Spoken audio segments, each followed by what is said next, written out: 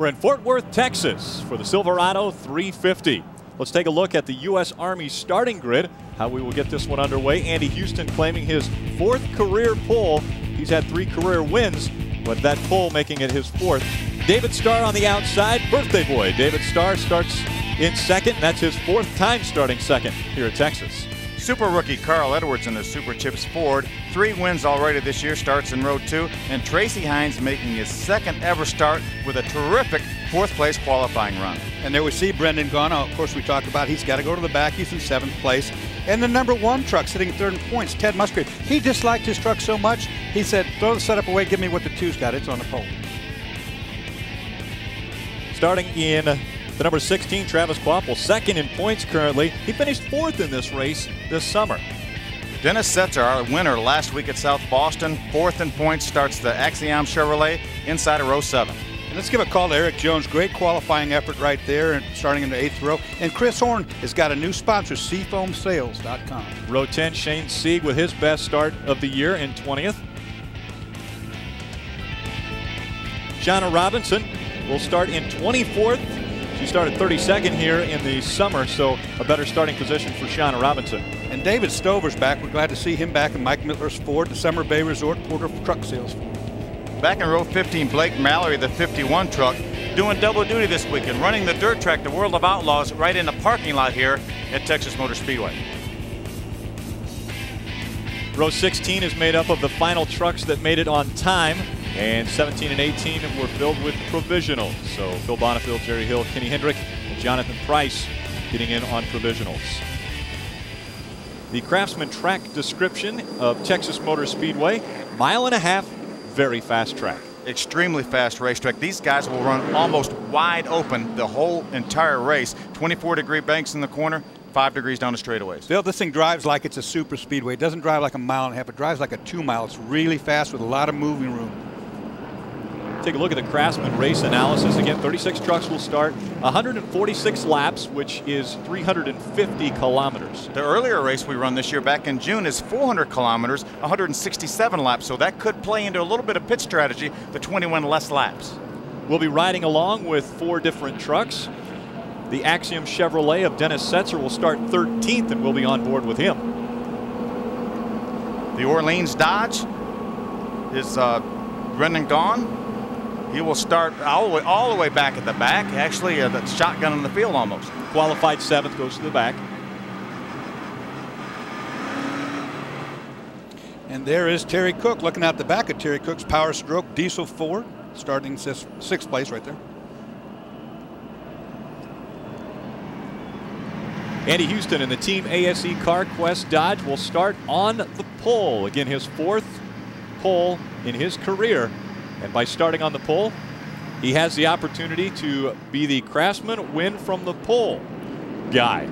He is the only guy eligible to win $10,000 for his team because he does start on the pole. If he wins this race, $10,000 goes to the Team ASE CarQuest Dodge. There's Brendan Gaughan going to the back. You know that number 2 truck has got a fantastic history.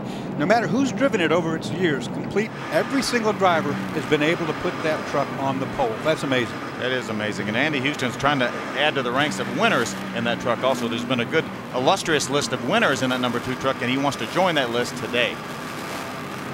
For final thoughts of the pre-race, let's go trackside to Ray Dunlap.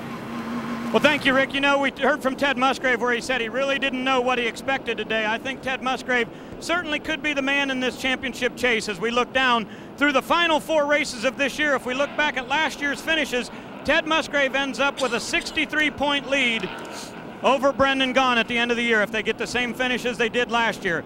Texas, I certainly think, is one of the most pivotal points of the year for the 1 truck. Barry, what do you think? Everybody's chasing Brendan Gaughan, that's a given. But you know what? They've shortened this race from 167 to 146 laps. It still makes it a 2 pit stop race. I've sharpened my pencil. I have it for pit win of 52 to 62. But there are a couple Fords out there from Roush Racing who can go a little farther. This could be a fuel mileage race. Travis Kvapil, like we had mentioned, will be going to the back with Brendan Gaughan, also going to the back. The 8 of Bill Lester because of engine problems. Also the 86 of actually a driver change. Shane Wallace drives the 86, and he will also go to the back of the field. This graphic here with the top 10 finish, you can read it right there. Travis Quapple, you know, in his interview at the beginning with Barry, he said he's not nervous about going to backup truck. I don't know if I believe that or not. I'd be a little nervous.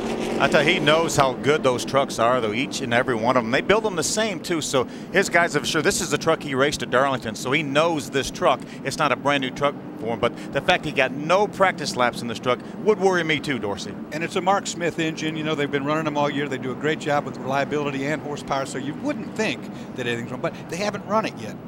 A lot of history could be made right here on this track. We saw Travis Quapple with the opportunity to go 18 consecutive top 10 finishes. And of course, 4 wins consecutively at one track has never been done before in the NASCAR Craftsman Truck Series. Brendan Gaughan could do it today. And you know, the race before he won his first race at Texas Motor Speedway, he finished second. So his average finish before races, 1.25.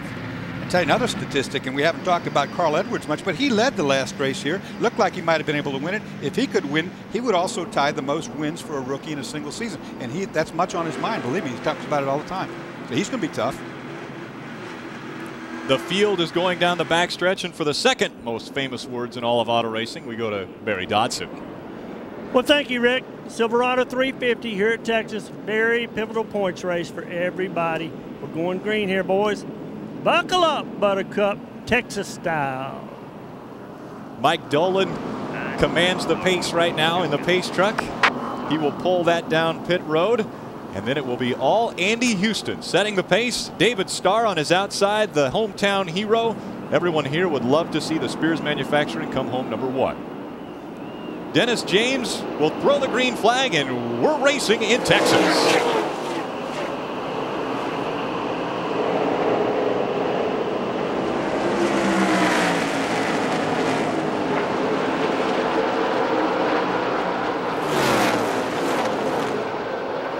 Truck in a wall, David Starr already. Oh, good call, Phil. David Starr on the first lap. Hits the wall hard, flipped the right front tire and wheel. It's bent.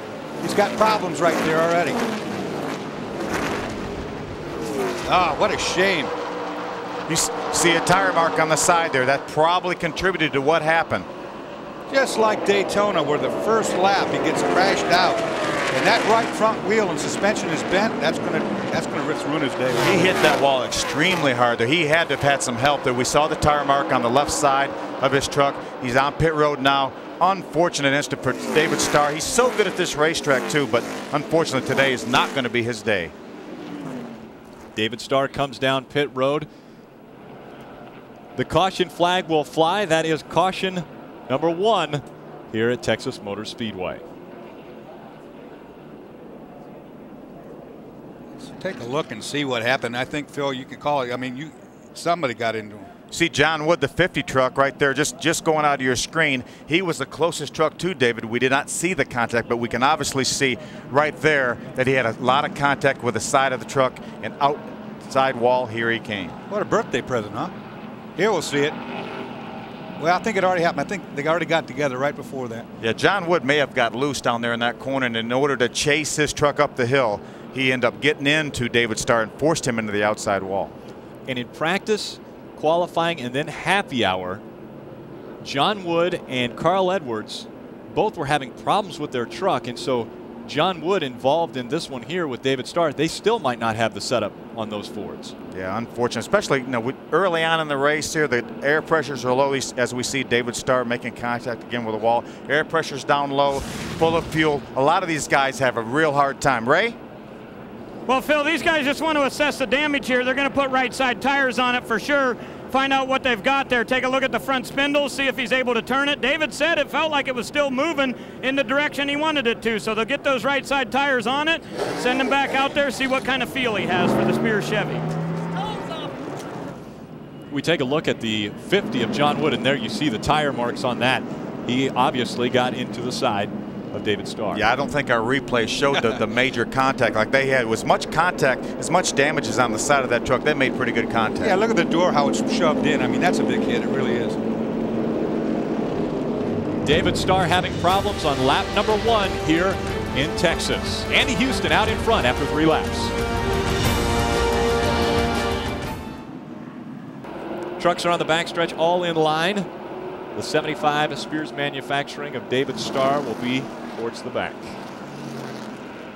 A lot of good trucks towards the back right now. Yeah, they're continuing to do work on the 75. Yeah, they're adjusting the toe, and we could see that the right front was towed out after he made contact with the outside wall. So what the guys do, they string the right side wheels in order to get the toe, to get the wheel dead ahead, essentially just a little bit out. That's how a truck needs to be, and it was way more than a little bit. And Phil, both now you and I have been in that situation. They'll never get it perfect, but they can get it where it's drivable. Problem is he's still on pit road as we get ready to restart this race, so he will now be 1 lap down. Look at Terry Cook jump on the outside in a Power Stroke Ford. He's on the outside of Carl Edwards. Really racy here. Had a pretty miserable year so far, and qualified well. Got a good truck under him this weekend. Now he's got Ted Musgrave on his inside. Remember, as you said, Ted Musgrave's changed everything on this truck since happy hour. That crew of theirs works harder than anybody ever. Now Ted keeps them pretty busy, but they just changed everything. How much has this track changed from this summer? A lot, really. You know, I was talking to Dave Hughes, who's the team manager for the 16, and he said, you know, when we came here earlier on, the track had no grip. We made a lot of downforce, and it made a lot of difference. Now the racetrack's got a lot of grip. They're taking downforce away from these trucks, and they're worried about what's going to happen in the race. Since we've been pouring all this downforce off to the back of the truck, what's going to happen? We've already seen some incidents pretty early. How about Ted Musgrave taking over the second position as we look out the back of Terry Cook's Power Stroke Diesel Ford? Ted Musgrave, again, untried setup. He just drove by Carl Edwards going down into turn number 3. Terry Cook currently in 4th position. With more on him, Barry Dotson. Terry Cook's reported that the truck's a little tight off turn 2. And with only 7 laps down, guys, you know that's not good. It's only going to get tighter.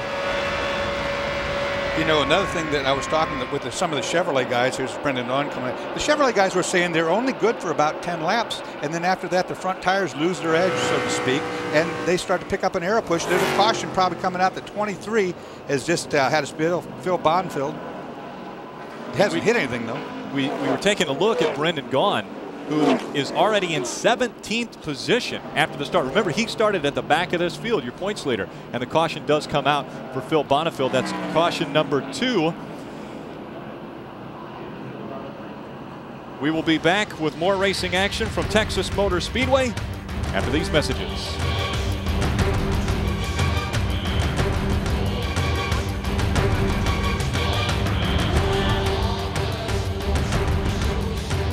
The NASCAR Craftsman Truck Series making their second stop here in Texas for the Silverado 350. Brendan Gaughan has really been on the move since the start of this. He started in the back of the field. We knew he was going to be good. Just take a look at watching some of the passes. There's the very start of the race here. He's going to drive by trucks inside, outside, as we saw David Starr on the outside. Out of my way, boys! I'm coming through.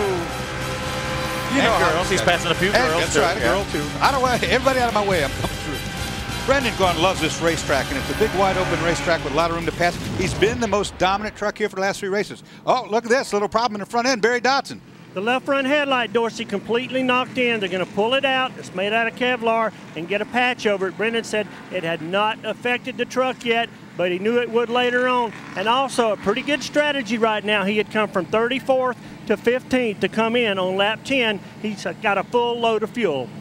You know, even though he's saying that didn't affect the truck right now, at 170 plus miles per hour, that hole will just keep getting bigger and bigger if they don't repair it right this minute. That's right, and it could affect it later on, too, because he's passing trucks right now that he's going to be obviously faster than. As he works his way more towards the front, he's going to get to tougher trucks, faster trucks. So an aerodynamic deficiency is going to really show up when he's trying to pass Ted Musgrave and Andy Houston, people like that.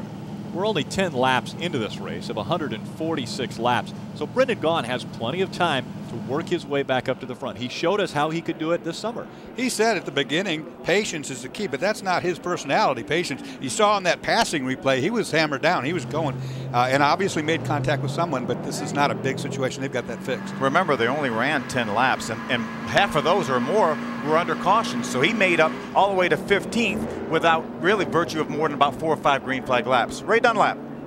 Well, Phil, just wanted to update you on the Spears Chevrolet for David Starr. They just came in this time again, filled it up with fuel, but mostly they worked on the right rear. They took a ball bat out, had David roll forward. to make sure that that fender was off of the right rear tire. You get a lot of body deflection here on this racetrack, and they had a big smoke coming off of the back side of that. So they've got that pulled back away, and Starr is now full of fuel, as well as Brendan on lap 11. Again, we have the problems on the front left of Brendan Gaughan. Let's see how that happened. I'd say it was probably right there. He ran in the back of the 53 truck at TJ Bell, trying to get going. That was right at the very start. And as Barry mentioned, he's got a little bit of a hole there, but the guy's pretty good patch on it, so he should be okay now. And what Ray was talking about when he said a baseball bat was you take a baseball bat and you stick it between the tire and where the fender is, and then have the truck driver drive it forward, and it actually rolls the fender away from the tire. It's a real trick little way of fixing a pushed-in fender. So everybody carries baseball bats with them? Well, and that's also in case, you know, stuff in the pits breaks out.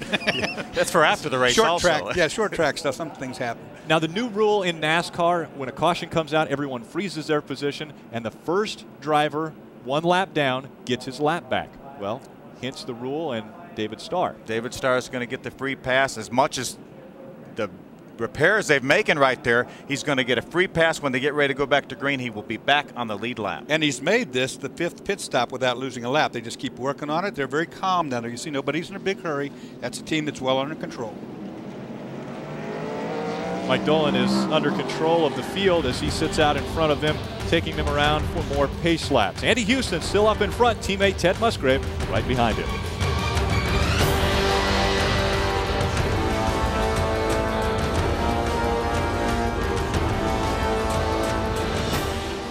We remain under caution here in Texas Motor Speedway, Fort Worth, Texas on speed. Let's go down to trackside. Barry Dodson.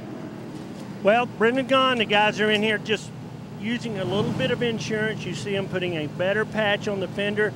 They also had a tape measure they pulled across underneath the air dam to make sure the fenders were out to the maximum requirement that NASCAR gives you. That makes downforce. But I tell you what, this is a good move right here because of what happened, because what this does for Brendan, as we saw Travis Quapple come in a while ago, it gets them in the window with the Roush trucks.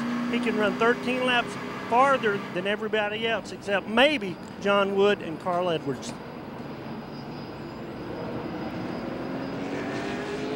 Brendan Gaughan heads back out onto the track, and as he's heading back out onto the track, behind him, the 75 Spears Manufacturing of David Starr gets his lap back, and so he will tack to the back of the field.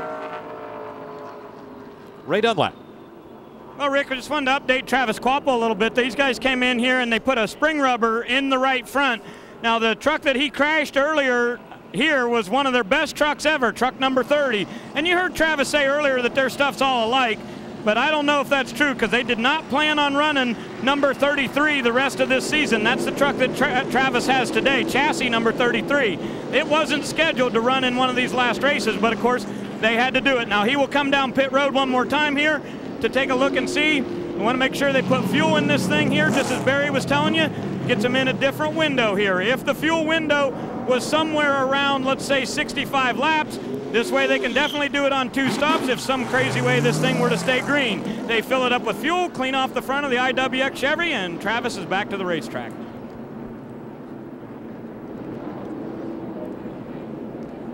You look at the points as of now.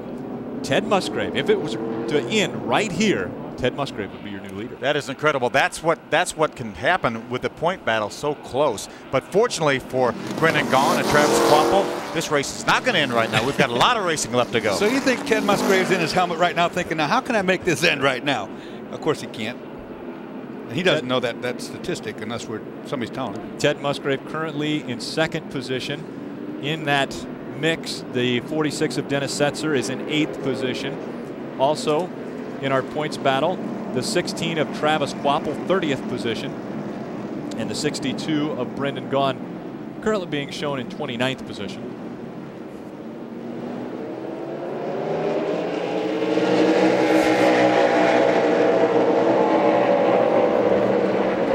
Terry Cook moving to the outside again on the restart. Well, that's John Wood trying to make his pass on Chad Chapman. Chad Chapman had a great truck in happy hour. I really had him put in my top 3 of all the trucks in Happy Hour. How about Ted Musgrave now leading? We saw him, if the points ended right now, he would be leading. If the race ended right now, well, he's going to have 5 more points here in just 1 minute.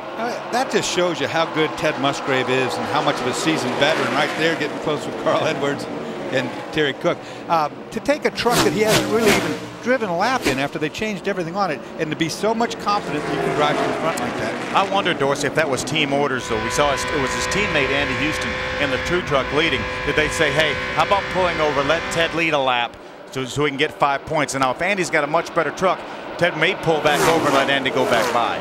See right there, some hand signals right there. I saw Rick Crawford in the inside of the 14 signaling to the 99, a fellow Ford driver, Carl Edwards, doing the hand signal. Come on, work with me, get up behind me. This is a drafting racetrack at over 170 miles per hour. You could use some help here. You could use a partner. And we've got 3 Fords right in a row. We've got the 14 of Rick Crawford, the 99, and the 29 right here, Terry Cook, the Power Stroke Diesel Ford. 3 Fords right in a row, Terry, all the way up to 5th already. It's the one surprising thing this year to me that hasn't happened is that the Chevrolet guys haven't really helped the Chevrolet guys, and the Ford guys haven't teamed up with the Ford guys. Everybody's running as an independent. Of course, it's at the end of the year now. Dodge has already won the championship, so every man for himself, really. You know, the Chevrolets are really trying to do something about that. I think next year we'll see a lot more working together amongst the teams. As a matter of fact, right now, Randy Goss, former champion crew chief for Greg Biffle, is working now as a consultant for the Chevrolet team. So that's a great addition to Chevrolet. That shows you how serious these guys are and how serious they're going to be next year. 1 and 2 in the points. Brendan Gaughan and Travis Kvapil running side by side. They're currently shown in 24th and 25th position. They're trying to split TJ Bell there. Ooh, getting close. TJ's up the racetrack a little bit. They really need him right down on the bottom of the racetrack. This racetrack is not really, it looks very wide as we go 3 wide.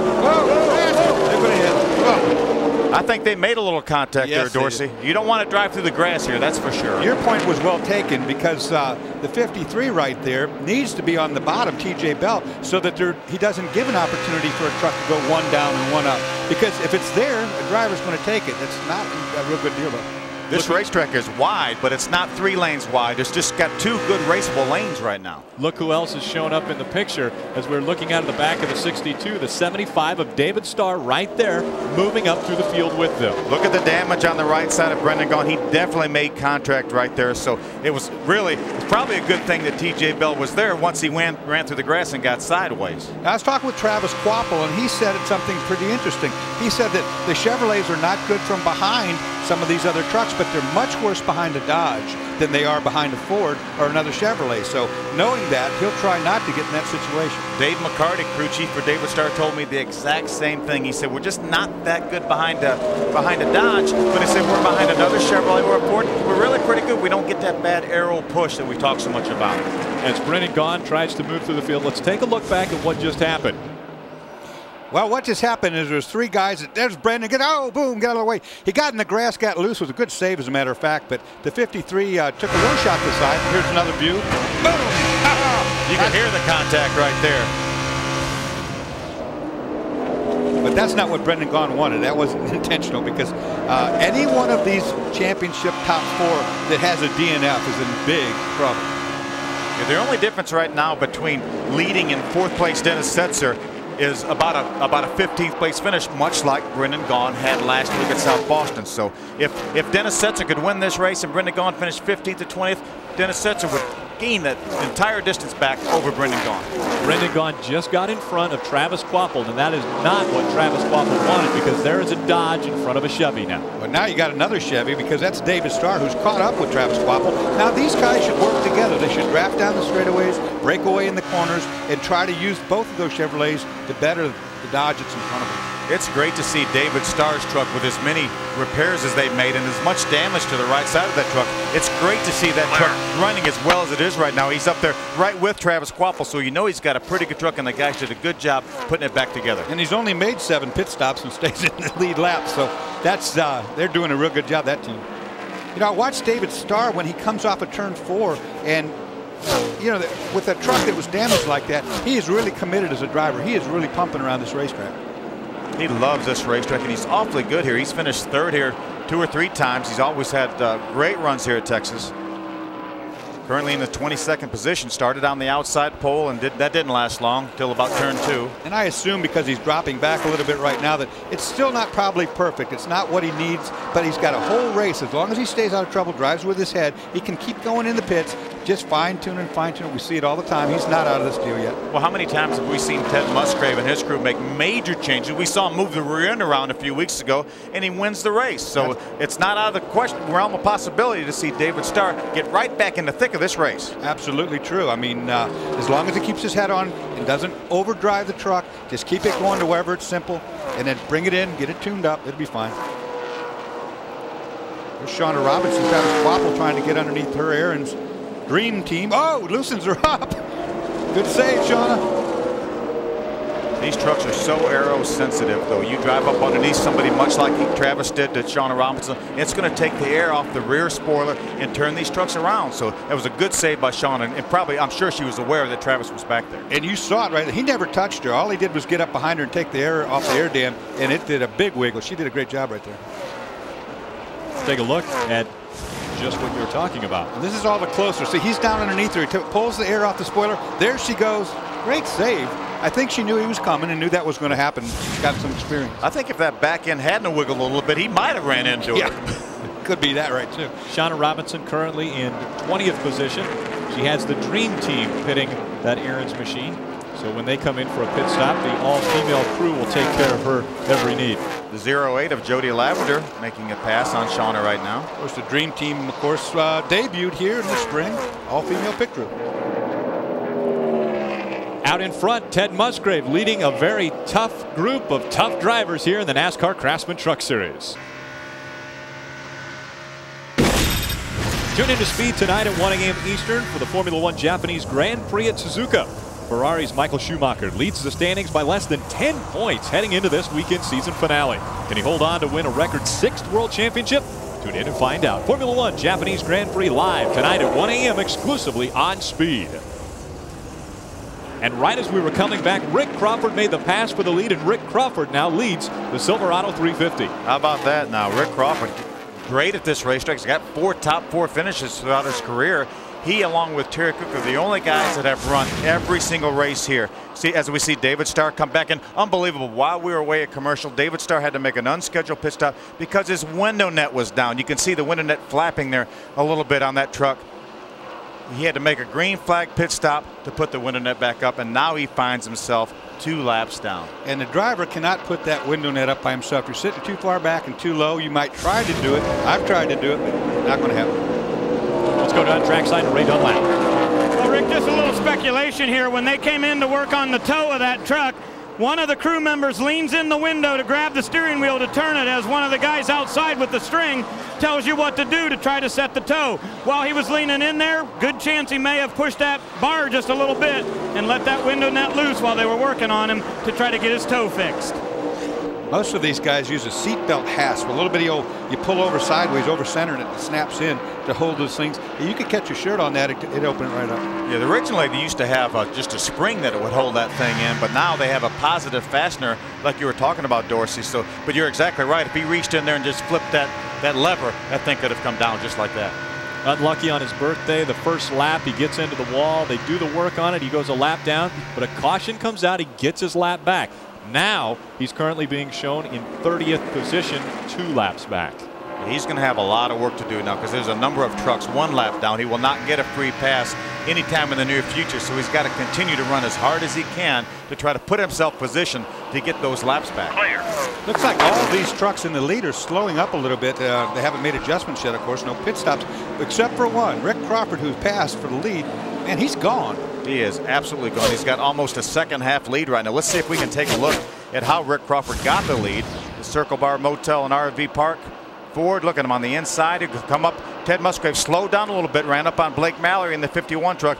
They're going to split up 3 wide. Ted Musgrave thinks better of it. Blake Mallory actually moved up the racetrack a little bit. Ted backed out of the throttle to keep him causing a big-time wreck. I think Blake saw that Crawford was under him and had no idea that Musgrave was up on top, started to move, and then you know how you get that feeling? It's like our spotter might have said, don't go up there, you know. So that was close. Rick Crawford is making a NASCAR Craftsman Truck Series record 170th start today. He has continued from the time he started to make every race. That's 170 today for Rick Crawford, and that ties the record set by Jack Sprague. That's a lot of trucking. And you know how many of those 170 that his team owners come to watch him race at? None. Not one. Zero. Zero. But you know what? Tom Mitchell every now and then, I guess, tunes into Speed and watches how Rick does. But Rick calls him on Monday. They run down exactly what took place. Well, Mr. Mitchell, your boy's doing a great job right now. We wish you could be here. Talked about it. Barry Dotson and I were talking about that yesterday, that this truck and this team is overdue. You know, it hasn't won since Daytona, and they've been right there. You know, Rick Crawford's right there all the time, every single week he's there. And he runs good on these big tracks like this. You know, Ray Stonkus, his normal crew chief, is having some health problems. We see a great side-by-side battle with John Wood and Terry Cook right there. That's for the 5th position. But we don't see Ray Stonkus all the time because he cannot fly because of the health problems he has. Blake Bainbridge is here, kind of an interim crew chief. He had worked here for a few weeks and ended up taking a job with Rusty Wallace's new Busch team. But Rusty Wallace was kind enough to loan Blake back to Ray Stonkus and Rick Crawford. And Blake is here doing a great job, obviously, with his truck with a 2.5 lead. And of course, our own Barry Dotson is managing that team. So those guys are teammates on the other side. On occasion in the NASCAR Craftsman Truck Series, we run companion events with the IRL. And we're doing that here again this week here at Texas Motor Speedway. And Rick Crawford had an opportunity to ride in a 2-seater IRL car. Let's take a look.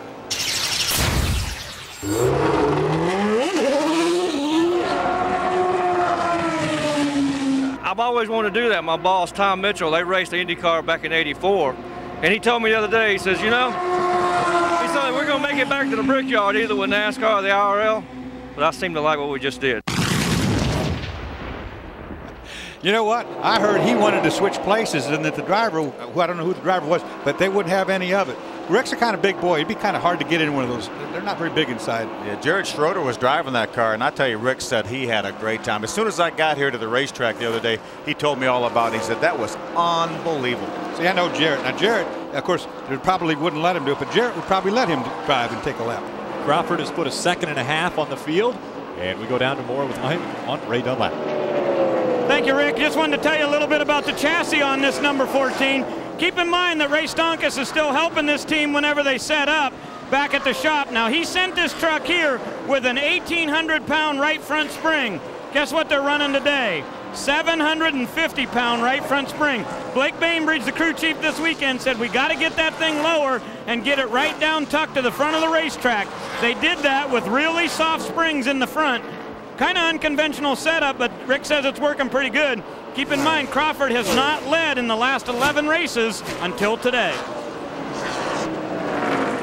That's a pretty major change from a 1,800-pound spring down to a 750-pound spring. So those guys know what they're doing. A lot of the guys told me that the racetrack, for whatever reason, had more grip, they felt like, this time than June. It wasn't considerably different, but it had a little bit more grip. And a lot of these guys feel like they have a little bit looser setup than they had back in June. And we've got a day race versus a night race, which typically you would have a tighter setup during the day than you would at night. And of course, because of that, and because of lowering the spring rates on the truck, that means that, or lowering the downforce on the truck, because of the grip of the track, you can run softer springs because it's not pushing the front end down or the back end down as far. Battle for third. Andy Houston out in front of Carl Edwards in the Super Chips 99. Looks like Carl Edwards may be having a heating problem, because it looks like down the middle of the backstretch he kind of ducked out away from the draft of the 2 truck of Andy Houston. And so that's really kind of an indication a lot of times for a little bit overheating problem. Barry Dotson? Billy hadn't mentioned anything about temperature so far. The only thing he said is tight off. His teammate John Wood, very, very good.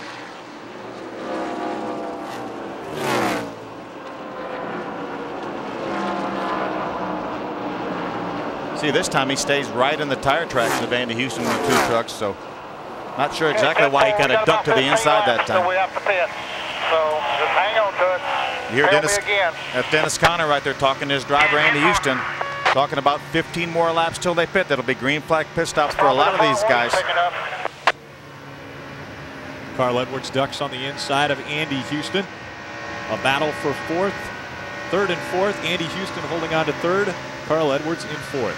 Of course, if you're tied off, you'll try to get the front of your truck some clean air right before you exit that corner so you don't push up. Rick Crawford leading here at Texas Motor Speedway. Currently third in the points. Ted Musgrave sits second.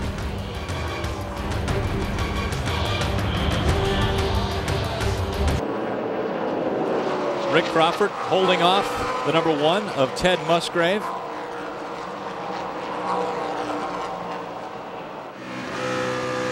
Brendan Gaughan, we had mentioned him trying to make it a 4-peat here at Texas Motor Speedway. He is currently in 10th position. Heard right there he had to feather out of the throttle in the middle of the corner, means he's tight coming off. We've heard that a lot around this racetrack all weekend. So you run up on these slow trucks right now. Take a look at the points right now. We saw what happened earlier. Ted Musgrave was leading. That's what happened in about the last 30 laps. If the race ended right now, that's what the points would look like.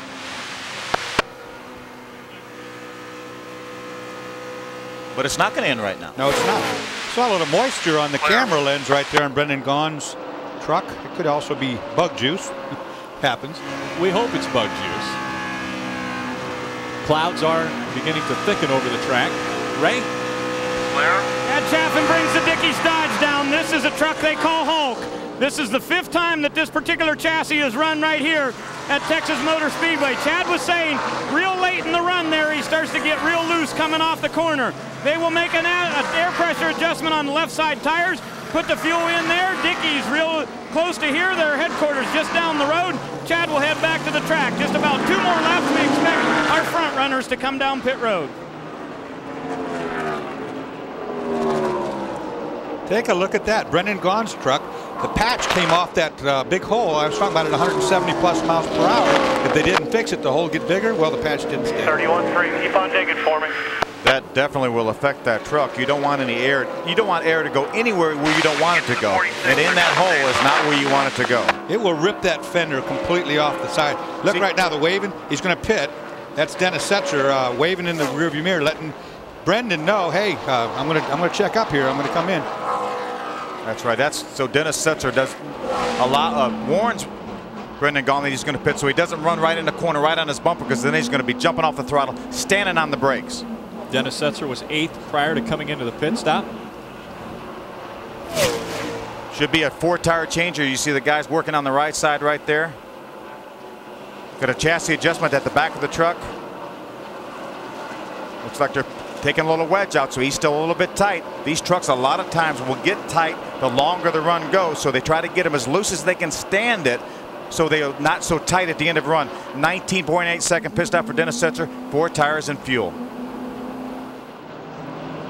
I said earlier that because the racetrack seems to have a lot of grip this weekend, most all these teams have been dumping downforce, trying to get rid of them. The Chevrolets have it. Here right now, though, comes our leader, Rick Crawford, in for a pit stop. Rick Crawford will relinquish the lead to Ted Musgrave as he comes down pit road.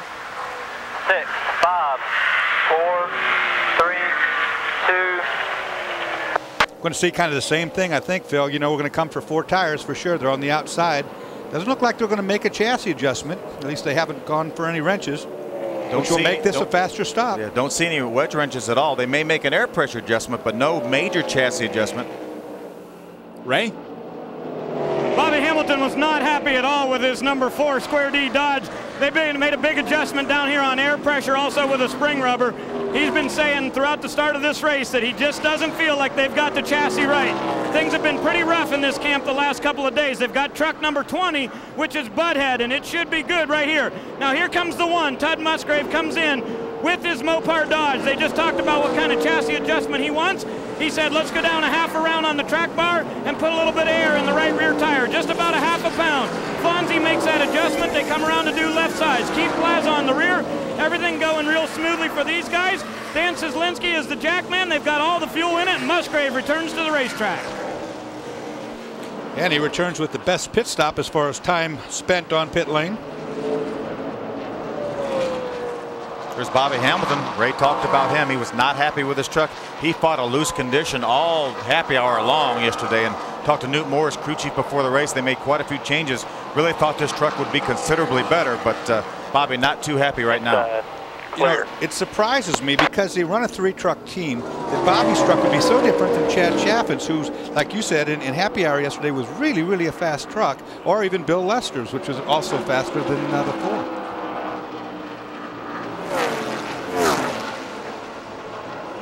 Terry Cook on pit road. Barry? The 29 is in, Rick. 4 tires, but they got a problem. They're out of fuel. Let's see if it stalls, or let's see if he can get it going. It is running, down and away. All the way out, 4,200, second gear. Ray, here comes our leader. Now that'd be Andy Houston, just led the lap there. He'll come down to see what they can do with this truck. No big adjustments scheduled for these guys. They're just going to put 4 tires on it, also going to fill it with fuel. I don't expect anything to change on the truck other than that. These guys go to work. Doing the pit stop for these guys on the 2, Scott Punch does the front tires and Marty Houston on the rears. Rick Pennington is the jack man and Killer Page does the gas. Everything goes smoothly for Houston, who started on the pole today in this number 2 truck. They get that work done. Andy will head back to the racetrack. 16.3, good stop for the 2 bunch. Oh boy, you thought it couldn't get worse? David Starr, happy birthday, buddy. It's not going to be today. I think he blew up. Yeah, he's going to make the hard left turn right back to the garage area. What an unfortunate day for David Starr. Barry? We see he came by here. He was blown up behind the wall. Well, I hope I never have a birthday like that. Boy,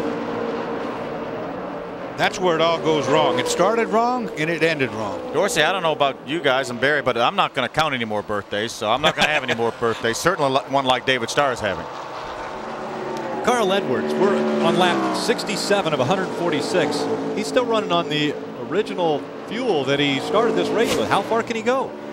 Talk to the Fords. Dorsey mentioned early on that the Fords could get better fuel mileage historically than the Chevrolets or the Dodges. I heard upwards of 70 laps. Now, remember, we had some caution laps. You'll get a little better fuel mileage on the caution laps than you will while you're racing green, but 70 laps is a lot of laps, even with some caution laps. 2 things. Obviously, they're looking for a caution now. The longer he can stay out, if you could catch a caution, but you don't want to run out of fuel because they have mechanical fuel pumps. If it runs out, the chances of starting it aren't good. They put ether in it, does damage to the engine sometimes, so it's a little gambling game right now. And Carl Edwards would really cause some damage to our points championship. Oh, trouble in front. Spin up ahead. Patrick Lawler in the 15 goes spinning by the 62 of Brendan Gaughan. Guess what? I was talking about a caution. Here it is. And I had mentioned how big this would be for our points championship because right now only 4 trucks are on the lead lap. Hey, remember when we talked about Brendan Gaughan and Travis Kvapil stopping and topping those things off? Well, they're 2 of the 4 trucks in the lead lap, along with the 2 Roush trucks. What incredible fortune it is for them. Going back to the pack isn't always a bad situation. And you can see right there, Patrick Lawler's got a cone stuck underneath the truck, and that's going to spit out onto the racetrack and be debris, but we already got a caution, so it doesn't make any difference. Third caution comes out at Texas Motor Speedway. There it goes. Right now, Rick Crawford, our 14 truck, that our leader before that pit stop, is the first truck 1 lap down, so he will get the free pass. We will have 5 trucks on the lead lap when we go back to racing after this round of pit stops. Is that insurmountable? There's only 5 trucks on the lead lap right now. That's this, you know, the new kind of deal. If you can do that fuel mileage, that's how the topping those tanks off was so smart for those teams that did that. We knew these trucks, these Roush trucks, would go a long way, but the other guys were smart. This is why we're under caution as we take a look back. We were watching out of Brendan's onboard. The 15 truck gets sideways. We saw some sparks there. It looked like a little bit. He must have bottomed out or something. See him sideways there, and we heard Brendan Gaughan's spotter telling him he's up high, he's up high, he's going down low, going down low. Brendan made the choice to go to the outside with his spotter's help and fortunately drove right by him. But incredible good break for Carl Edwards, John Wood, Brendan Gaughan, and Travis Kvapil, the 4 trucks right now on the lead lap. And again, Rick Crawford will join them here just in a few moments. That thing either, like you said, it either bottomed out for some reason, which you wouldn't think it should right now. Take a look right now. Up in front, 2 trucks. There it goes. Something breaks, I think. And watch Brendan. He's off the throttle. He's on the brake lightly. Gets through. Right. But that's how close. That could have ruined his whole day right there. Big time. Our leaders are on pit road. Ray Dunlap. Oh, we'll go to Barry.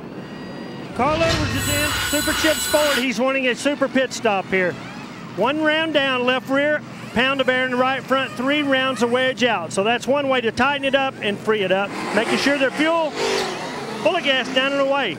John Wood very happy with his truck. That's why he's gone. No changes. Guys, remember we talked about 4 trucks on the lead lap. Travis Quapple did not pit. He stayed on the racetrack to lead a lap. Travis Quapple gets 5 more points. That's playing it smart right there, and that was Brendan Gaughan's radio we were just listening to. 5 more points. Let's go down to Ray. Hey, Dorsey, those guys were ready to come in. They figured, look, all these 4 trucks on the lead lap have to do it. Credit that to Ryan Langley, their front tire changer. He's the one that said, hey, look, we haven't led yet. They just got on the radio and said, Travis, can you stay out? He says, yes. So they got their 5 points there by a heads-up call, but they will pit this time for the number 16. As those guys will come down here, they will still be on the lead lap, but Travis has been saying that he's very free getting into the corner. So they want to put the track bar down a couple of rounds and take some air pressure out of the left side tire. So look for the 16 WI Deck Chevrolet, to come down pit road this time, but he did get his lap led. Credit that to Ryan Langley. Phil, 5 races remaining, 20 points out of the lead. That 5 points is very important. 5 points is very big. He's only 20 points behind. Let's go down to Ray Dunlap. Here they come, Phil, down pit road. Here comes Travis. The only problem now is there's an awful lot of trucks on pit road where there would only been 4 guys down here whenever they pitted the last time. Travis will pull it in this time, and you see those guys go to work on the crew. Ryan Langley, as I told you, is their front tire changer. Travis Block does the rears. Mark Schmuck is the jackman. John Figler puts the gas in. They continue to work on the 16. Let's check in with Barry. Okay, Ray, thank you. You see why the strategy worked on the 13 a while ago to come in, get in a fuel window. Now you see the cordless screwdriver putting a patch over the damage. It actually had a hole. You're going too fast here for duct tape to hold up. They call it 200-mile-an-hour tape. Not quite. But they want this truck good. They know they could come back and win.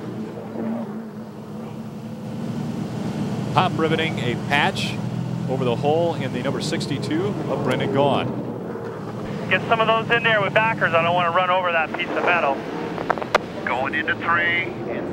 Rick Crawford back in for adjustments on his Circle Bar RV in Park number 14. Barry? Good strategy right here for Crawford to come back in, like you guys touched on up top. He won the Lucky Dog Award. First truck, 1 down. Come back in, top off. He's going to go back out, same position. As Crawford heads back out onto the track, we'll run away for a short break and be back with more Green Flag Racing with the Silverado 350.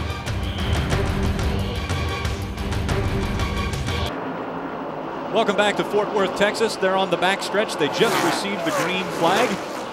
Ted Musgrave is not actually leading this race. He is a lap down. We've got a lot of trucks right now up front. They were actually 7 or 8 trucks that started in front of our leader, John Wood, because they were on the tail end of the lead lap.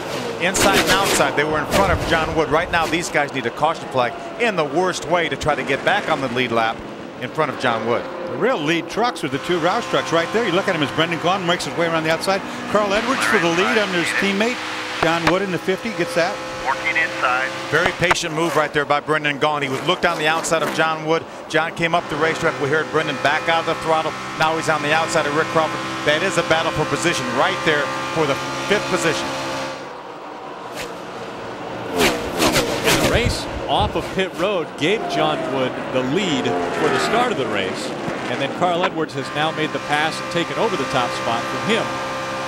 When we came back from commercial break, those trucks that were in front of our leaders, like you had mentioned, were on the tail end of the lead lap. So they've got to go 1.5 miles to get back up to battle for the lead. Or if they catch a caution flag right now, they'll be able to do that at a reduced speed. So right now, we just saw Brendan Gaughan take over the 2nd position from John Wood.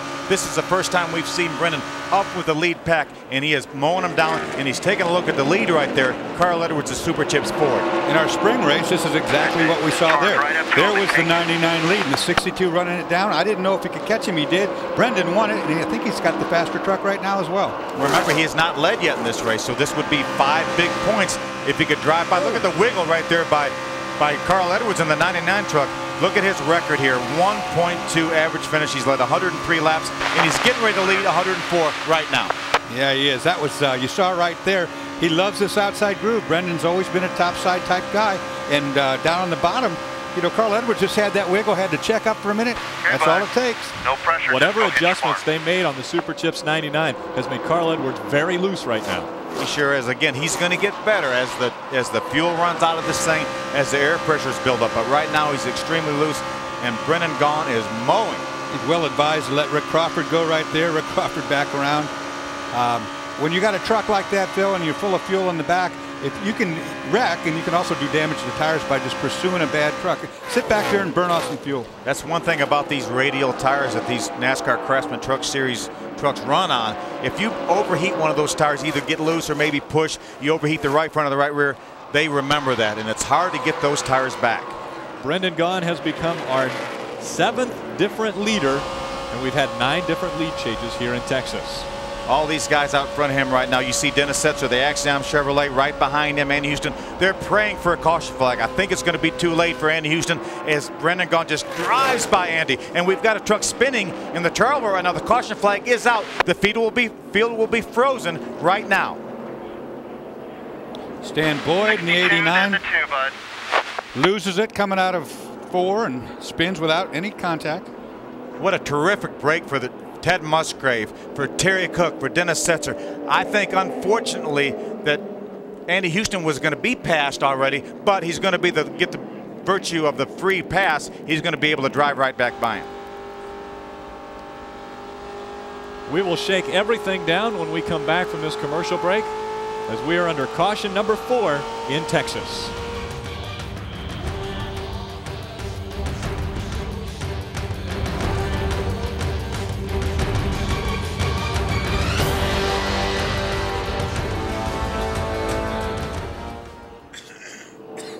Say, Rick?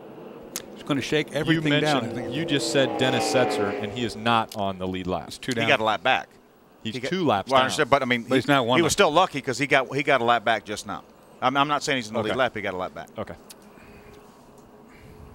See, I'd have thrown you under the bus on the air if it had been me. I'm glad you didn't do that. You just pointed at me and told me I was crazy and everything, but thank you for not. Are you nuts? That's what okay. Are you nuts? Yeah. You know, I understand how it is. You know, you just see a guy make an error and then just jump right all over him. Smash him into the ground. Is this the replay of Becky Gordon? No. Oh. Oh, by himself. By himself. Oh, get on She's throttle, get on throttle. He did. Yeah, good job. Yeah. Stan Boyd. Slide for life. Yeah. That was a let's get these trucks back in the lead lap kind of caution flag is what that was. Yes, it was. That's exactly what that was. 99 and 16 are in. Wonder how much money he'll get paid on that one. Carl was very loose. Let's see what they do. More fuel, of course. Right side tires? 16. No, they didn't. What'd they do? Oh, just for fuel? Maybe air. No. No, they just got to go. They just jacked it up so they get more fuel. He can make it the rest of the way. That's for sure. Oh yeah. What are they doing to Quapple down there?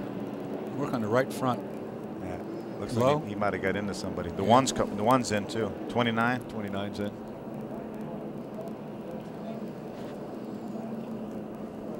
We know.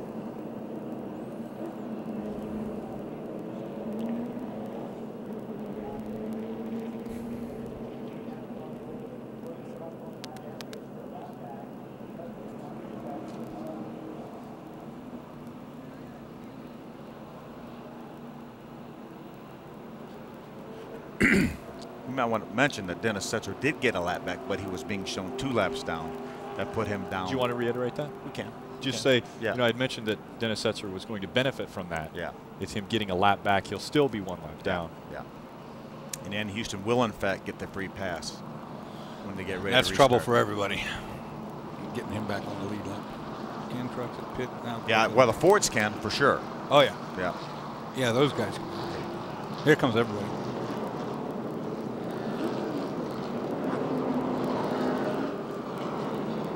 It's the Silverado 350 on speed. We're under caution, and this is why.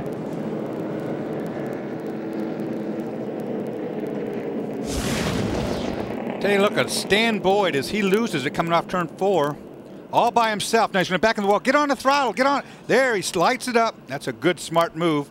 Down to the infield he goes. He's not going to hit anything. Had he not got on the throttle, he'd have backed in the wall. But that brings out a caution, which changes the whole perplexity. While we're under caution, we've got trucks in on the pit side. Let's go down to Ray. Thank you, Rick. Andy Houston comes in here, 4 tires for them. They go down 2 rounds on wedge. They make sure it's full of fuel. And they'll also do the same thing for the number 1 truck. He'll be coming down here to get topped off. We saw Rick Crawford, Bobby Hamilton. Lots of trucks down here to make sure their fuel. They're within about 2 laps of making their window here. They've told everyone, you got to save a little bit of fuel. Watch for Musgrave to come down here and get topped off right before we go green.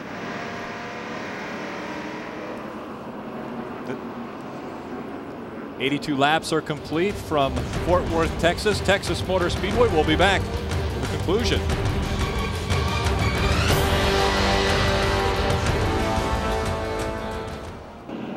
Still under caution. We're in Fort Worth, Texas, and drivers are now coming in to top off with fuel. Let's go down to Barry. You know what? Carl Edwards is forcing all this. He came in, pitted, 65 to go. No doubt he can make it. We talked about that in the open. Watch out for the 2 Roush trucks, although John Wood did not come. But he's forcing the hand of everybody else that's coming in. You just saw Ted Musgrave, Andy Houston, Terry Cook. They have to come in to try to stay or get in the window that the 99 is in. I really feel like the 99 Super Chips Ford, good to go. Carl Edwards is on the outside of the 7 of Tracy Hines. Tracy Hines currently in 10th position.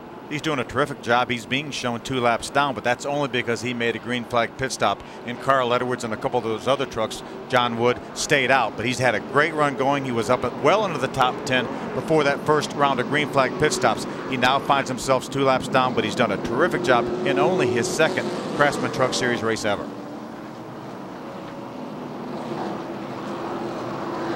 John Wood out in front of the pack, sets the pace. The crowd comes to their feet for the restart. Dennis James gives the green, and we're back underway.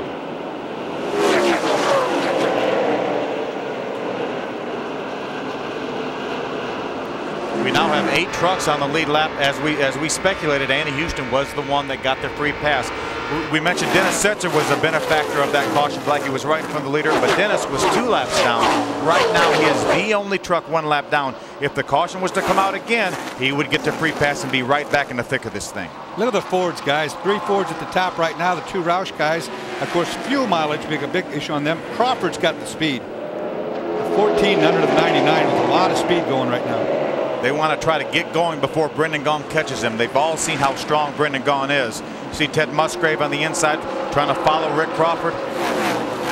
Speaking of strong, Rick Crawford powers his way past John Wood and takes the lead going down the backstretch. You see John Wood right now drop back down in, try to get the draft down the straightaway. Let's get that Ted Musgrave off my bumper, please. Ray, what's happening?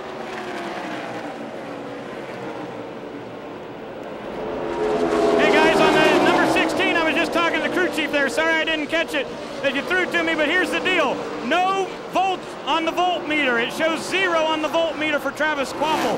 He says the truck's still running fine, but the meter has gone to 0. Will they run out of battery power here shortly? We're in the 16 pit. We'll keep you updated. Of course, what that means is that more than likely we have an alternator failure. The battery is not getting any charge. The battery will start to deplete its energy when it drops below 12 volts. The ignition system will start to fail first. And that will be the end of that. He'll have to change the battery or get the alternator fixed. Not a good deal. Right now he'll be turning off all the cooling fans, maybe even turn off the radio if need be temporarily, save all the electricity. A reminder, this is a backup truck, and I just happened to be standing down there this morning when they fired the engine up. They were doing the checks on it. He had the voltmeter on the back of the alternator checking it, and it took him a long time, I think, to get any numbers to come up on his meter. And now we see that problems with the alternator showing no juice going to the battery. Maybe they should have changed that alternator, but unfortunately, as Dorsey mentioned, these ignitions require so much juice to run. They're such high energy ignitions. Look at Brendan Gaughan drive by Ted Musgrave. Boy, is that truck good. Obviously, we're used to that truck being good. He's won the last 3 times here, trying to make history, trying to be the first 4th-time winner at an individual racetrack. But these trucks require a lot of ignition and a lot of voltage to them. Barry. Well, as you see right here in our camera shot, that's engine builder Mark Smith. He's headed to the 16 pit, but guess what, guys? An alternator. Well, if he has to put that on, it's not a quick fix. I mean, they're going to have to take the other one off, to pull the wires off the back, take the bolts off. He's going to go several laps down if they do that. They'll, of course, try to stay out there as long as they can, wait for a caution, or until the truck's ready just to absolutely die. Then they'll have to come in. Rick Crawford with a very strong Ford out in front of now Brendan Gaughan, who's moved into second in front of the Super Chips 99 of Carl Edwards. He's got one more guy in his hit parade right now, and that's the 14 of Rick Crawford. Brendan Gaughan, look at him drive to the high side there. Right, look at, just drive by him in the center of the corner. It is absolutely unbelievable the speed Brendan Gaughan has at this racetrack at Texas. Runs that high line and makes everybody look like, what are we doing out here? The guy is just smoking.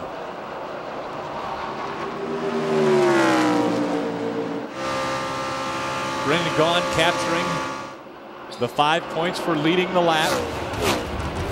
We've completed 92.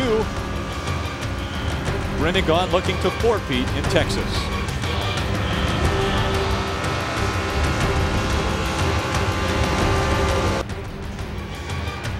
Coverage of the NASCAR Craftsman Truck Series Silverado 350 on Speed Channel is brought to you by the 4,000 CarQuest stores in North America. You'll find it at CarQuest. And by Domino's Pizza, the official pizza of NASCAR. As we go spinning around with Andy Houston in the Team ASE CarQuest Dodge.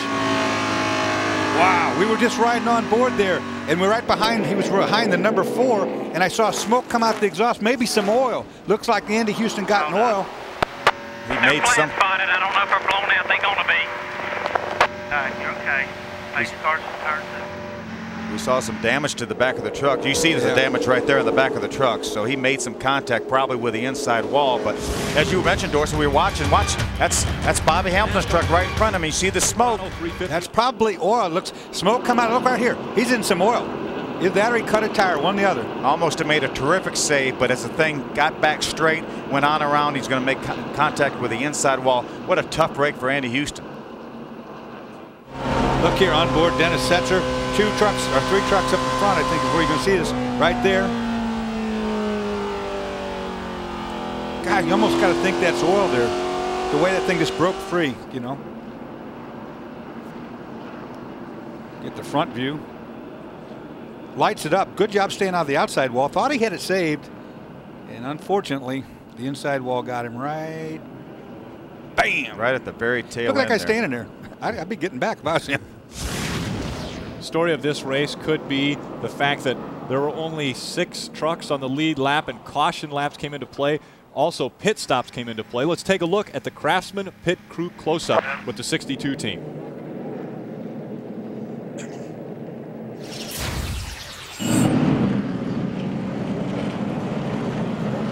Off with fuel. This is Brendan Gaughan. That was lap 84 when Brendan Gaughan came in and topped off with fuel. And you posed the question, can he make it all the way? Barry? Shane, I was down in Carl Edwards' pit when he came in. I saw you guys utilize the strategy there to come in. He really forced everybody's hand to come back in and try to get in his window. Can you make it with the Orleans Dodge? Boy, it was going to be close if that caution didn't come out. That caution is what we needed. We'll be good with this caution. It was going to be a lap. We thought we could go and make the distance, but you know, I mean, you can make a mistake and look like a, you know what I mean? Yeah, dummy. Yeah. Down the race. Hey guys, Travis Quapple is in here right now. They have changed the battery in the IWX Chevrolet. They've got that done. And they figure they've got enough laps left here. A fresh battery should carry him all the way, even if the alternator's not working. He did say that it was at 0 on the voltage gauge, so they did put a fresh battery in for Travis. Also see the 2 truck is on pit road. We'll give you an update see if they have any damage. Well, that was that's a guy who needed the caution really badly right there. There's the 2 getting pounded on. Tough trucks, pretty tough wall too though. This is where you need the baseball bat, right? Yeah, it needs more than a baseball bat this time. It needs porta power this time, I think. Great break for Travis Quapple, though, able to come in, change the battery. That's going to be a whole lot quicker to fix than an alternator. An alternator would have taken a number of laps, but he was able to stay on the lead lap, I think. And right now he's being shown in the 6th position. Stay on the lead lap, change that battery, and he should have enough juice maybe to get to the end of the race. And again, they'll be telling him turn everything that you don't need electrically wise, turn it off, all of it. Andy Houston makes it back out on the track with a little bit of damage. The 46 of Dennis Setzer will get a lap back because of this caution.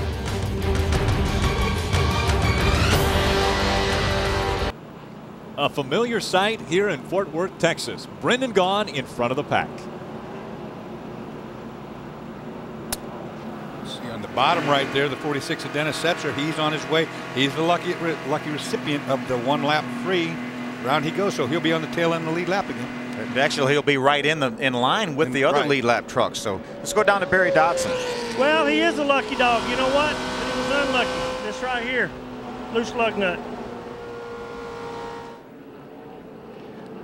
Yeah, they called Dennis back in for an extra pit stop. As Barry mentioned, he left the lug nut off or had a loose lug nut, but that's still not going to. It happened under caution, much unlike what we saw happen to Ted Musgrave a couple races ago. So he was able to come in under caution, put the lug nut back on, and still going to get the free pass and get back on the lead lap, back in contention for this race. Right, puts him all the way back up to 9th place on the lead lap.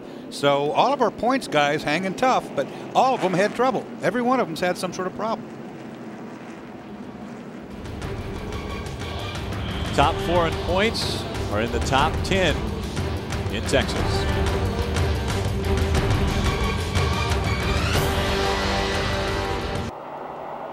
They're all around. Green flag flies in Texas. Brendan Gaughan still out front. Everybody should be good here from now to the finish. They all should have enough fuel. A lot of guys topped off that time just to make sure they had enough insurance.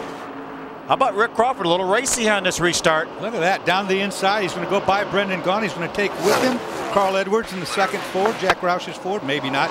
Brendan, man, center of the corner when he's up on that high line. He smokes off the corner. Yeah, Rick beat him off turn 2. Got a good run going, but Brendan is so good. He rolls through the center of the corner so fast. Rick Crawford will actually lead that lap. Let's see what Brendan can do on the high side here. Watch him just gain that truck length. 2 truck lengths right through the center of the corner, Dorsey. It's unbelievable. I mean, that thing just sticks like glue. Look at the ground he just made up, just in 1/2 of one corner. And Rick Crawford's doing all he could do. You saw him slide right out to the outside wall on that throttle as hard as he could go, and Brendan driving away. Brendan always does it on that, you know, on what we would say is not the preferred line. He does it on the high side, builds the momentum up to the center of the corner, and just makes the straightaway work. If Brendan wins many more races here at Texas, that's going to be the preferred line up on the outside of the racetrack. I think a lot of guys are taking notice, and they sure should be. Very familiar sight. Brendan Gaughan out in front. Carl Edwards and John Wood behind them. This is the way it worked in the summer. Trying to make history today. Nobody has ever done it before. 4 consecutive races at the same racetrack in series history. Brendan Gaughan looks like to be well on his way to maybe doing that today. And I almost hate to say it because of the jinx factor, but every time he does this, he makes it look so incredibly easy. I mean, in the spring when we ran here, once he got that thing in the front, forget it, man. He's gone. And you're seeing it again right now. Look at the back. All the guys chasing him are fading. If the points race would end right now, and this race would end right now, Brendan Gaughan out in front, 45 points ahead of second place. See Ted Musgrave going by Travis Kvapil. That's for the 6th position right there. You know, we talked to Dave Fuge, Sr., team manager for Travis Kvapil in the IWX Chevrolet. He said, we have to gain points at South Boston, which they did last week, and we have to gain them at Martinsville in a couple weeks because we know Brendan Gaughan is the king at Texas, and he's so good at these other super speedways. Brendan Gaughan had some weak racetracks last year, and he came back and won at every one of those racetracks. So, you know, we said earlier in the show that Brendan Gaughan did not have a very good finish at some of the racetracks we have remaining. Well, he had a lot of racetracks last year. They didn't really do that all that great, but he came back and won. So don't count him out at Martinsville. Don't count him out at Phoenix or Homestead. That's absolutely correct. You know, had not got a pole position ever until this year. Then rattles off 2 or 3 back, no problem. On short tracks. I mean, the guy, if there's a team that's really, really surprised me this year, that's stepped up and gone really far in front, it is Brendan Gaughan's team. You know, I can't say that with of course, Carl Edwards, because he's a rookie. He's a new guy, and he's done a fantastic job. But the 62 guys, hats off to them. They've really found some speed. Great move by Ted Musgrave through the center of the corner to get up underneath Terry Cook. You see Travis Kvapil trying to make the move on Terry Cook. Dave Fuchs Sr., again, team manager for Travis Kvapil, told me, he said, hey, the 62 truck, that is the best team on the circuit right now. That's why they're leading the points. That's why they've won the most races. They do it, and they do it right.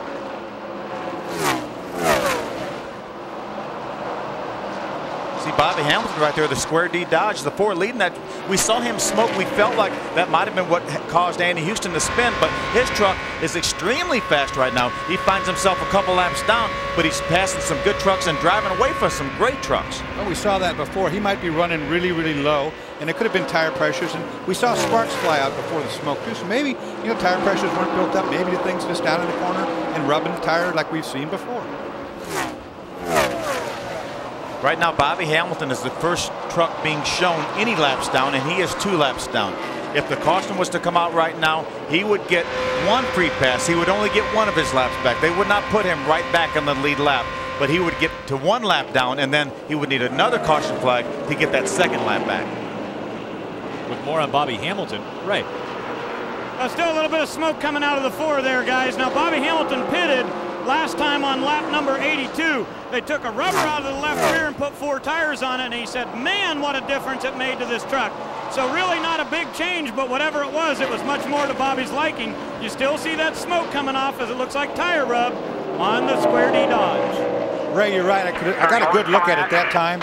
Left front, definitely tire rub. When he drives it on the bottom, right there, see, it's pouring out of the left front. Yeah, we have seen that before out of Bobby Hamilton. We speculated, we were worried about it. Bobby Hamilton weren't very worried. We saw that smoke the entire race a number of races ago, and nothing ever happened. So we've got the exact same situation here. What we speculated might be some oil on the racetrack was obviously not. The truck is so low, it's bottoming out. As Barry talked about a few races ago, these trucks travel so far, the top of the tire comes back out, and that's why we see a lot of tire rub. And again, a lot of these teams have taken downforce off of these trucks, and in doing so, running softer springs, which allows the front to travel more, and you see it right there. We heard Ray talk about how much softer Rick Crawford in the 14 truck was than how Ray Stonka set the truck up at the shop. That's to get the front end down. You see the air dam on that 4 truck right on the racetrack. That's the optimal way to do it right there, just like they're doing. Actually, the optimal way would be to go find out what that 62's doing. Because whatever he's doing, man, that's what I want. I want 2 of those. 32 laps remain. Sparks again. Bobby Hamilton in 10th position, 2 laps back.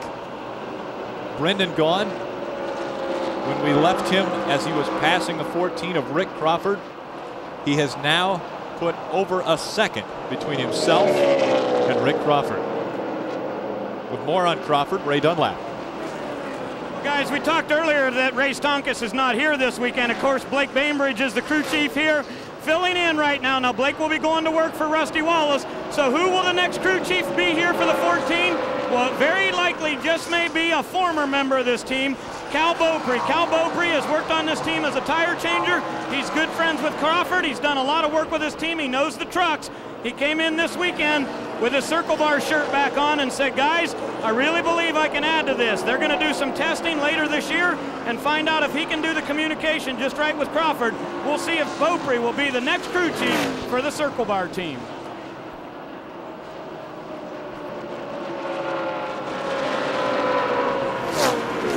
Lap traffic coming into play. And a lapped vehicle that is doing very well, finished 11th in this race a year ago, earlier this year, is Eric Jones, and he's currently in 11th place right now. He had a great 6th place run earlier this year at the Kansas Speedway, so he really has done a great job on this truck. We haven't seen him a whole lot. He does not run all the races. They just pick and choose their races, but he's doing a terrific job here. You see him, he started 16th, currently running 11th. He's the truck right behind Bobby Hamilton as far as this serial and position-wise. And 4 tenths quicker catching this guy. Go by him. 4 tenths quicker you caught him. That's Steve Mayer's crew chief said, hey, you were 4 tenths quicker when you caught him. You need to go ahead and pass him. That's what he's telling him right now. Eric's got some Busch experience, some ARC experience, but, you know, he really grew up in go-karts. He started out as a young kid in go-karts, doing a real good job today in the trucks. Good job now, bud. The 4 truck is now backing up to you. 16 just picked him off. 46 is running him down. Hunt that 29. You're going to go by him, buddy. See, if that 03 of Eric Jones can get by Bobby Hamilton, that would put him in line for the free pass, because that would put him the first truck not on the lead lap. He also would be 2 laps down, but that would be the first truck that would be able to get his lap back on the free pass. As a driver, that's what I want to hear. I like what I heard just then, the crew chief egging me on. Come on, man. You're faster than these guys. Get by that guy. It's all coming to you. Go dig. And that makes you just get magic that way. You know, just all of a sudden can make things happen. John Wood is digging in front of Ted Musgrave right now. Wood holding on to the 4th position, Musgrave in 5th. Ted Musgrave would love to get by John Wood. That would be another 5 points. He needs to get every point he can get. Obviously, right now, our point leader, Brendan Gaughan, is leading this thing. He's going to get the most points. Ted Musgrave needs to pass John Wood and then go out and see if he can catch John Wood's teammate, Carl Edwards, in the 3rd position. Brendan Gaughan now has led the most laps this race. He's led 33 laps. Earlier in this race, when he won in June, he only led 20 laps. He led the least amount of laps, but he led the most important one.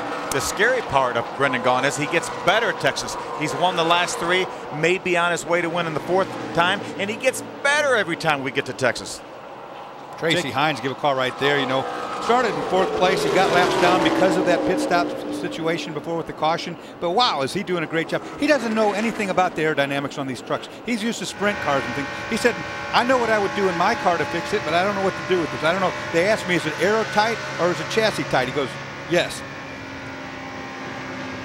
Let's go down to Ray. Ray? Well, thanks, Dorsey. He does have a lot of experience in USAC, as you documented. He's the 2002 sprint car champion and the 2000 Silver Crown champion. Tracy Hines says he would love nothing more than to come truck racing full time. Now this 7 team is basically built to be a development program for the drivers. So here's the big question, who will drive the 7 next week? It was scheduled to be Shelby Howard at Martinsville. But guess what? Shelby Howard will not be driving a Dodge because he just recently signed with Toyota. Trouble, guys. The 53, we see it right there, has crashed in turn 4. TJ Bell knocked the fuel pump off probably. We see him inside there trying to get out.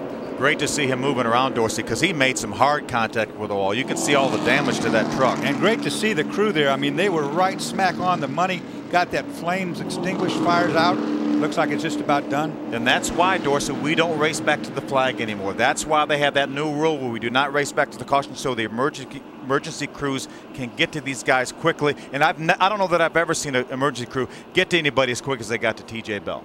Well, right now he's ingested a bunch of extinguisher powder. Looks like maybe limping along there too. TJ Bell's safe and out of the truck anyway.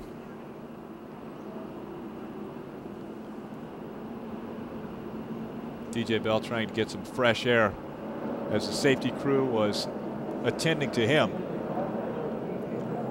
We're under caution number 6 at Texas Motor Speedway. TJ Bell bringing out our 6th caution. Brendan Gaughan out in front.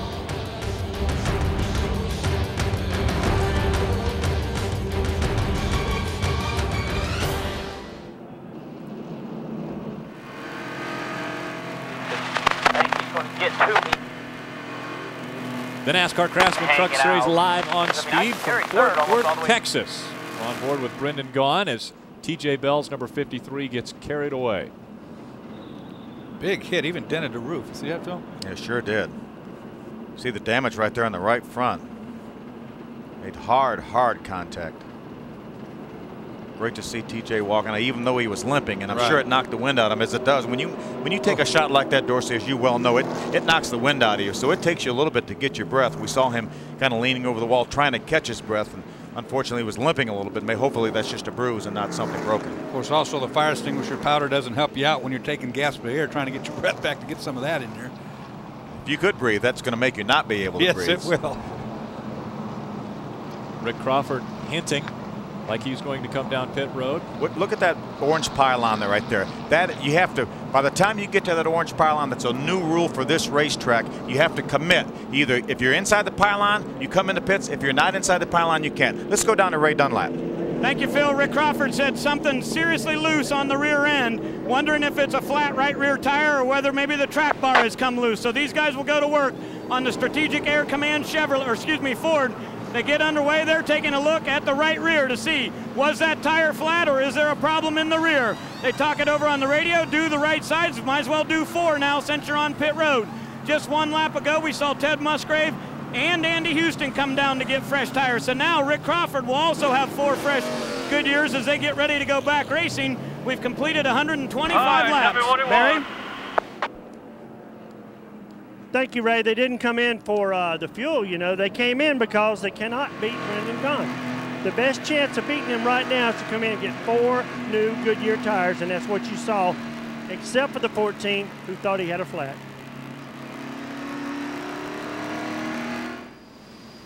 Well, you heard right there. Rick Crawford asking his crew guys, tell me what's wrong with it, guys. Let me know. Of course, they haven't said anything back yet. 10-4. Okay, the 4's coming around. See Bobby Hamilton right there. He's going to be the recipient. Eric Jones was not able to get by Bobby, so Bobby's going to be the recipient of the free pass. That will put him now in the 10th position, 1 lap down only. He was 2 laps down prior to the caution, so he'll get 1 lap back and be 1 lap down. Good time to turn.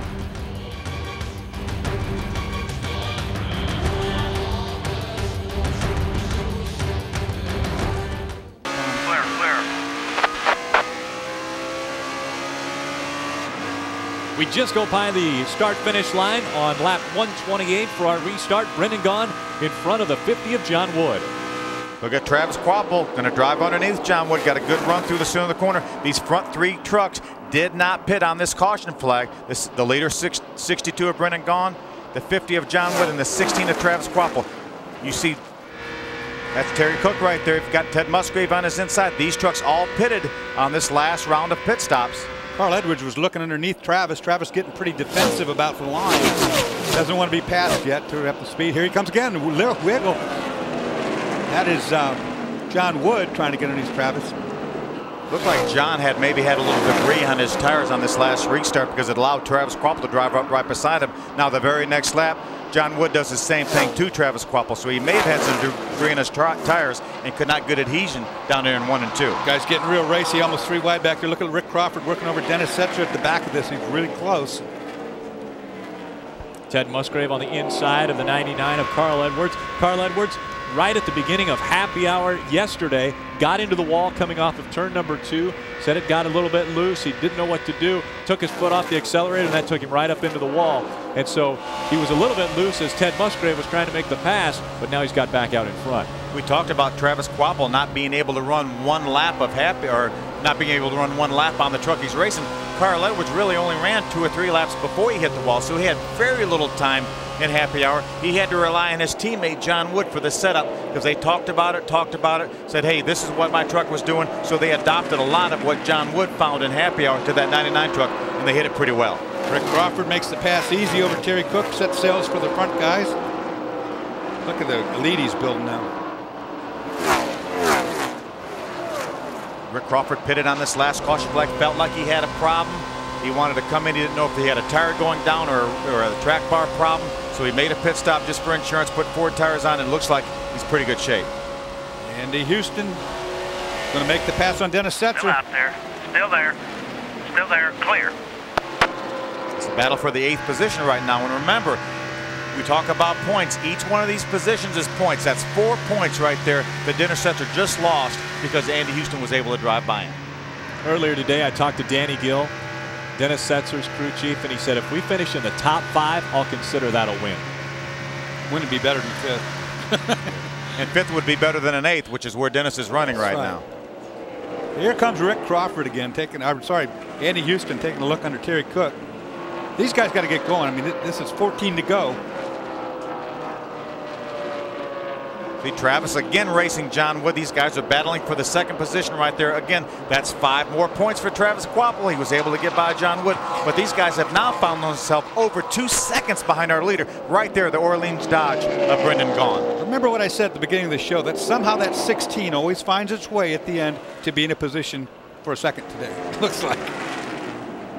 13 laps remain here at Texas Motor Speedway. Brendan Gaughan looking to win his 4th consecutive race at Texas Motor Speedway.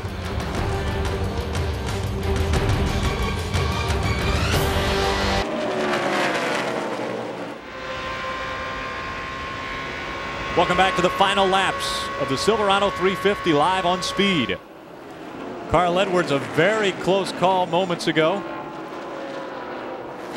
Take a look at this. You can't get back from this loose. This is what you're about to see. Watch Carl Edwards in 99. Think he gets a little tap here from the 1. No, he doesn't. Takes the air up spoiler, big slide all the way up the racetrack, and that view doesn't do it justice, folks. I guarantee you. That was slapped sideways. That truck was crashed, or he just didn't do anything. That was a terrific save. Look at Ted Musgrave now trying to get the 3rd position away from John Wood. Clear. He got it too. Ted Musgrave took the position away from John Wood. Now Rick Crawford trying to get by the 50 of John Wood. Brendan Gaughan out in front. He's your points leader. Currently 2nd in this race is Travis Quapple. He's 2nd in the points. 3rd right now is Ted Musgrave. 3rd in the points. You know, we talked to Shane Wilson about saving fuel. He said we think we should be able to make it now on those caution flags, but they just told Brendan a few laps ago, said, hey, you need to try to keep this lead, but you need to try to save some fuel if you can. So they want a little bit of insurance. Travis Quapple has actually gained on Brendan Gaughan in the last few laps. Take a look at that. That is way, way sideways, Dorsey. I'm telling you, normally you run out of talent before corner. Everybody else would have, not this guy. You talk about talent. What a save. I mean, that was a wreck. You called that was a wreck. He just didn't hit anything. Well, that's why that guy's won 3 races this year. That's how good he is. They've got a great race team. There's his teammate right there, John Wood, trying to hold the 4th position off from Rick Crawford in the circle bar Ford. You know, that would scare most people into backing off, but I guarantee the 99's not going to back off. He'll be muscling his way right back up in here, try to do it all over again.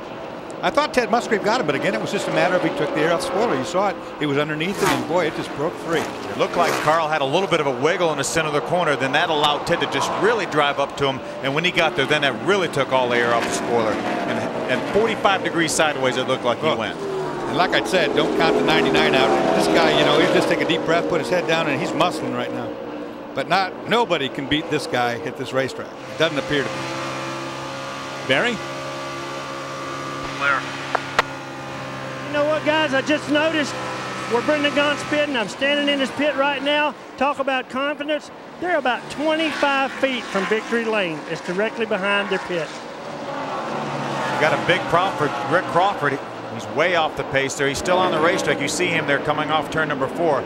He was battling with Carl Edwards for the 5th position, and now Rick comes by the last truck on the lead lap in 9th position. Only 9 cars on the lead lap. He had talked about something loose at the back of the truck. Thought maybe it was tires, but we don't know that. Maybe some broke. One coming outside. Looks like maybe an engine problem there, maybe down a cylinder. We're getting reports that possibly he has an engine problem. Robert Yates horsepower under the hood of the 14.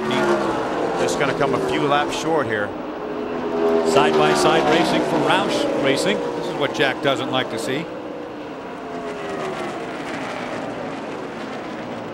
He doesn't mind seeing that, but he likes it for 1st and 2nd. He doesn't want to see his drivers racing for 4th and 5th. Right, on the last lap, not on 2 to go. But look at here. Like I said, the 99, you can't scare him off. And there's John Wood being defensive with Andy Houston, runs to the bottom and try to block his effort. It was a pretty good block. It looked like Andy had a bit of a run on him, and John pulled to the inside to block him off there. But I'll tell you, this is not over. Andy's going at him again. We saw Brendan Gaughan. We heard his spotter say clear. He's heard that many times at Texas. All clear out in front of you as he makes his way through the final 2 corners. Brendan Gaughan, 4-peat at Texas Motor Speedway.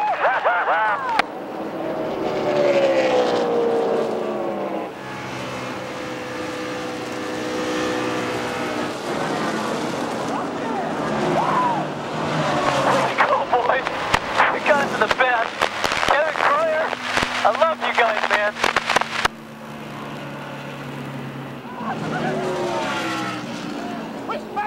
Brendan Gaughan was able to reach the window net to pull it down so that he can celebrate here in Texas again. Did you see him driving through the tri-oval down there? He knew he had it won. The last time he did that, Dorsey, he about lost that thing. He ran into TJ Bell or somebody when he did that, but that time he was close enough to the start-finish line. He knew he was going to do it. But hey, how about our 2nd place man, Travis Quapple? He knows this is like a win for them. With our winning crew chief, Barry Dodson stands by with Shane Wilson. Shane Wilson, 30-point lead, but that's not important right now. You got a trophy to go along with it. How about this Orleans Dodge? Wow, it was good today. You know, we worked on it, and we keep on tweaking on it every time we come back here. We keep on making it a little better and a little better. And you know, this is a great deal. This race team's worked hard for a long time. Need to thank Orleans and Dodge to let us do this. You know what happened to notice a while ago? You guys pitted about 25 feet in front of victory lane. Any method to your madness there? No, this is just the pit box that we could get. This was the best pit box. You know, we qualify in 7th, and it worked pretty good for us today. Congratulations, hoop it up. Thank you, Barry. Brendan Gaughan has stopped right on the start-finish line, just underneath the flag stand. He undoes his belts, takes his helmet off. And he was requesting the checker flag to do a lap.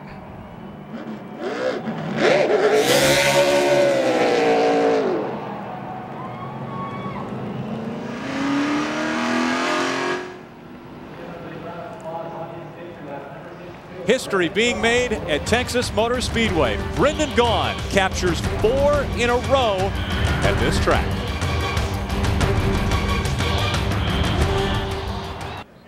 Historic day for Brendan Gaughan. Only 4 drivers prior to Brendan had won 6 or more races in a season. Mike Skinner has done it twice. Ron Hornaday did it twice. Greg Biffle and Ted Musgrave have also done it. And now Brendan Gaughan puts his name amongst those in the history books of the NASCAR Craftsman Truck Series. As he's about to get out of the 62 Dodge, let's go down to Ray Dunlap. Unbelievable, here it is, 4 in a row. Brendan Gaughan, it's never been done before in the NASCAR Craftsman Truck Series until today. T1 is the number of the truck. They call it Lone Star, and that's certainly for a good reason. Man, you are all over the record books. Congratulations. Tell you what, the Orleans Racing team, old Lone Star here, I've asked Shane, we're not even going to run this thing next year. We're going to put it in a museum or something. I love Shane Wilson, Kevin Croyer, Billy Harper. This is awesome, man. Just 4 in a row. Thank you, Texas. Tell me about this race today. I mean, you were competitive, but you had to go to the back. But on the last restart, you just ran away from them. This thing, I mean, this thing works low, high. It's just an amazing Dodge truck that Shane Wilson and these Orleans Racing guys built me. They're phenomenal. It just, it works high, it works low, and when it needs to run, it runs. And I keep trying to make it tough for us. You know, I keep taking off the nose and things like that, but man, my guys are so good. I love them to death. You led the most laps today, so you have a 30-point lead, but now we have to go to Martinsville. Last week we're at South Boston, a tough short track. How much of a challenge is chasing this championship? Hey, this is what it's all about, man. This is what the point system is. This is NASCAR, and the Craftsman Truck Series puts the best races in, and I think you asked these boys right here, I think we got a hell of a short track program. We're going to try to prove it next week. Okay, this is his 6th win of the season. Brendan Gaughan in victory lane for the 4th time in a row in Texas.